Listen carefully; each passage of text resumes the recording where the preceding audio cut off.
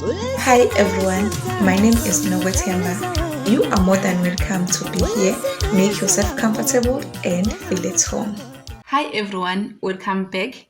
In today's session, we are doing the statement of cash flow using direct method. We are provided with a comparative statement of financial position. We are going to compare year 2017 with year 2018. We are then provided with an extract from the statement of comprehensive income for the year ended 28 February 2018 and some additional information. For the sake of time, I won't be going through additional information. I advise you to pause this video a little bit and go through it so that you can have an understanding of what is happening here. Okay, let us start. Here we have been required to calculate the following amounts as they will appear in the statement of cash flow. First, we are required to calculate the cash received from customers. To calculate cash received from customers, we say sales plus decrease in account receivables or minus increase in account receivables. Another way, you can just draw up your T account of trade receivables. On the statement of comprehensive income, we are provided with sales of 3,240,000.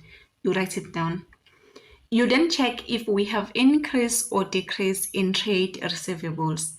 So you go straight to your statement of financial position under current assets.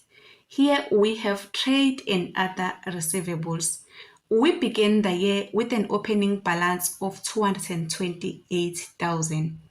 Now, at the end of the year, we have the closing balance of 245,000. From 228,000 to 245,000, we have an increase of 17,000. So remember what I said, we add a decrease, we minus an increase. In this case, we have an increase of 17,000. So we are going to say sales of 3,240,000 minus 17,000. In total, we have cash received from customers of 3,223,000. You write it down. As I said, another option will be drawing up the account for trade receivables. This is an assets account. It increase on a debit side, it decrease on a credit side. So we have positive here, we have negative here. You start with an opening balance. You will find that on the statement of financial position under your current assets. Here we have trade and other receivables. We have an opening balance of 228,000. You write it down. We also have a closing balance here of 245,000. You write it down as well on your credit side. On your debit side, you then record your sales. You are going to find sales on the statement of comprehensive income. So here we have sales of 3,240,000. You write it down. You then balance off your account. As you can see, debit side is higher. So 3,468,000 is my balancing figure on both sides.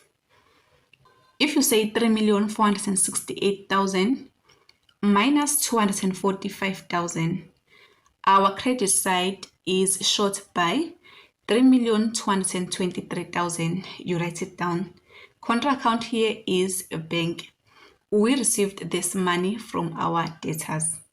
So this is how you calculate cash received from customers using direct method. You can pick whichever way works for you. So we are done with required number 1. Let us do the following. Here we are required to calculate how much is the cash paid to suppliers. To calculate cash paid to suppliers, we say cost of sales. Cost of sales here represents the value of inventory which was sold during the current period. So we say cost of sales minus a decrease in inventory or plus an increase in inventory and plus decrease in account payables or minus increase in account payables. So here we have cost of sales of 1,200,000. Let us go check if we have increase or decrease in our inventory. Here we have an opening balance of 345,000 At the end of the year, we now have a closing balance of 322,000. From 345,000 to 322,000, we have a decrease of 23,000. You say minus decrease in inventory of 23,000. So now let us go check if we have increase or decrease in account payables. So you go under your current liabilities. We begin the year with an opening balance of 285,000. At the end of the year, now we have a closing balance of 323,000. From 285,000 to 323,000, we have an increase of 38,000. So you say minus increase in accounts payables of 38,000. Now we have 1,200,000 minus 23,000 minus 38,000. In total, we paid 1,139,000 to our suppliers. Second way you can do a T account as well. We want to know how much did we ended up paying our suppliers. The very first thing we need to know how much inventory did we purchase during the year. So let us open a T account for inventory. Inventory is an assets account. It's increase on a debit side and decrease on a credit side. So we have positive here, we have negative here. On the statement of financial position, under current asset, we have inventory. We have an opening balance of 345,000. You write it down. We then have a closing balance of 322,000. You write it down as well on your credit side. You then move to your statement of comprehensive income. Here we have cost of sales of 1,200,000. You write it down. As you can see, our credit side is higher.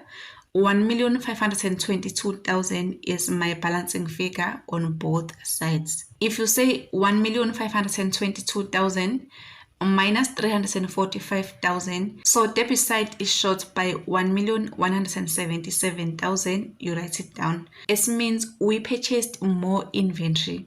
Our inventory account has increased by 1,177,000. So this is an asset. It's always increased on a debit side, which is why you see this balancing figure here on the debit side. Contra account here is trade payables. You write it down. So these are purchases of inventory we made during the current period. Now that we know we purchased inventory during the year costing 1,177,000, we want to know how much did we pay in cash. We can only figure that out by opening a T account for our trade payables, which are current liabilities, our creditors. These are our suppliers who sells us inventory on credit. Under current liabilities, here we have trade and other payables. Remember, this is a liability account. It increase on a credit side and decrease on a debit side. We have an opening balance of 285,000. So on the credit side, write down 285,000. We then have a closing balance of 323,000. You write it down as well on your debit side. We have purchases of inventory amounting to 1,177,000. You write it down. Our liabilities has now increased, so you write it down on a credit side. And balance of your account. 1,462,000 is my balancing figure on both sides. If you say 1,446,000 minus 323,000, debit side is short by 1,139,000. You write it down. Contra account here is a bank. This is the money we paid to our suppliers. So out of these two ways of calculating cash paid to suppliers, you can pick whichever works for you. So let us move to the next one. We are required to calculate income tax paid. Okay, you go straight to your statement of financial position under current liabilities. We begin the year owing SARS 9,800. You write it down. Now at the end of the year, SARS owe us 6,400. You write it down as well. You then go to a statement of comprehensive income. We need to know how much is the income tax expense for the current period. But here we are not provided with income tax expense. We have net profit before tax and net profit after tax.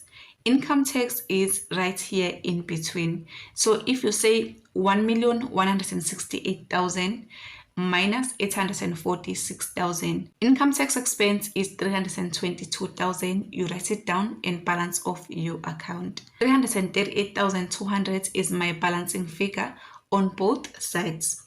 The debit side is now short by 328,000. Contra account here is bank. This is the actual amount of money we paid to SARS, or we paid for income tax. Next, we are required to calculate how much is the dividends paid during the year. So what you do, you draw up your T account for shareholders for dividends. This is a liability account. You are going to have an opening balance on the credit side.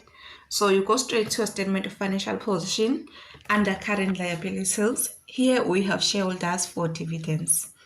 We begin the year with an opening balance of 108,000. You write it down on your credit side. We then have a closing balance as well of 187,500. You write it down on the debit side.